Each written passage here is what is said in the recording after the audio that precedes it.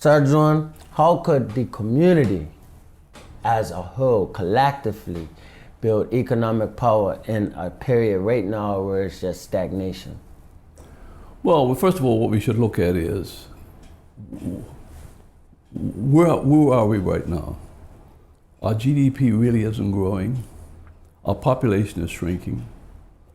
We've had a big separation between the have and have-nots.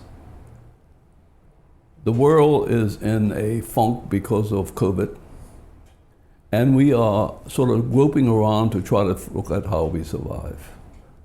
And people are unemployed, people can't pay the bills, and yet at the same time, there are people who are making gobs of money in Bermuda, and not just foreigners, but locals also, if they're in certain types of businesses. Now, you can't run around and just simply text people. You've got to look at where are the opportunities that you can make changes. And when I came up once with the idea that, we have to partner with foreigners, but partner in a legitimate way. Like I said, when I tried to get the bank thing going, the 60-40 wouldn't work, and I would have had a bank here if we could have had a better set of arrangements. But we're perpetuating something that was put in place many, many years ago by white Bermuda, who controlled everything, who did not want the foreigner to come in and take him over because he controlled everything. And he did not, and the 60-40 served two purposes. One was to keep the foreigner from taking over his business, but also it kept the foreigner from going in business with black because he didn't want to have a black in charge of 60% of his wealth. So it was a very clever prejudice move and a very clever protectionist move. Yet we have now a black government who is perpetuating that and will not. And what's happening is, even though they're moving away from it with big projects like whether it's telecommunications, whether it's Belco, or public companies as such, and all these public companies have white shareholders. There aren't many black directors or black shareholders in these companies. So again, they are letting things happen, and because they don't understand the fact that they don't understand capital. They don't understand the capital runs when it's scared.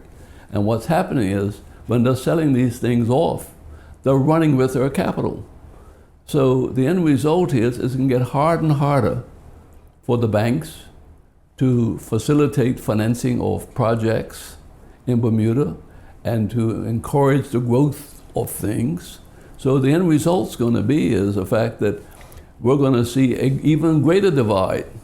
So what we have to do is now to find a way in which we encourage capital to flow back into Bermuda. When I built the waterfront project, I thought it would be a good presentation for Bermuda to see the world, to see us as a place that was progressive, and it would facilitate and would get tourists coming.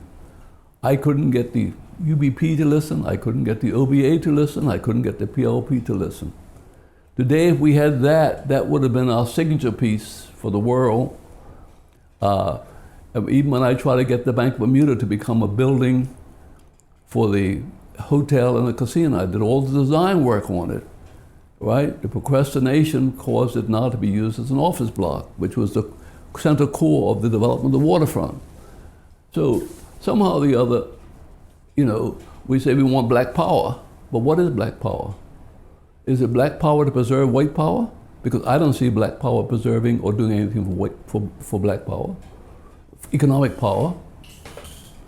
So, they keep saying they want to build up, they want to empower Bacaton, right? If the only way you empower Bacaton, because money comes from basically the white community, is to make them feel comfortable with being in town, period, and then evolve Bacaton so that the money flows Bacaton. The money's not going to flow from Bacaton to Front Street. And I've heard that saying, we have an economic zone of northeast Hamilton. So you go back and you pave some roads and you build a couple of apartment buildings. But I don't see any improvement in the business environment, because you got to get people moving in the corridor. And when I gave even government a suggestion that we put a casino on the corner on Court Street and Reed Street, so that becomes the corridor going right back to North Hamilton, I got very little response from it. Why? Because they'll probably put the casino up in Hamilton West and leave Hamilton just to deteriorate. And all of us grew up with an image that there was an opportunity in Hamilton to do something. When we see it just slowly deteriorating and deteriorating. So it's a message to young entrepreneurs. Why bother? Because if you go from Bermuda Road west, so West Hamilton now is all white, all wealthy, and East Hamilton, whether it's Hamilton South or Hamilton North, is getting poorer and poorer. Can the government see that? Can the government say, how do we fix this?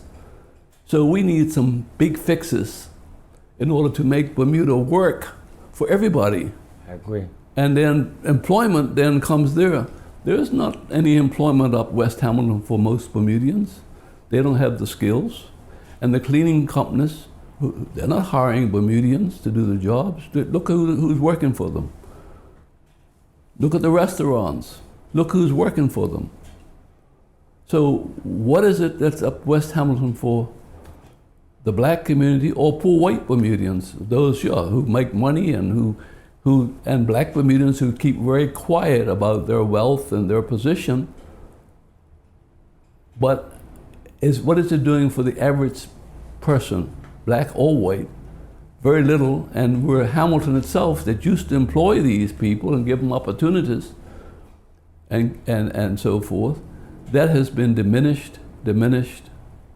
And I just don't think government has a policy that says we're going to recognize that we've got to take some bold steps if we want to restore the integrity and the worth of what it means to be a Bermudian, black or white, that sees opportunities that's available, particularly within the metropolitan aspect of Bermuda, and that is just not there.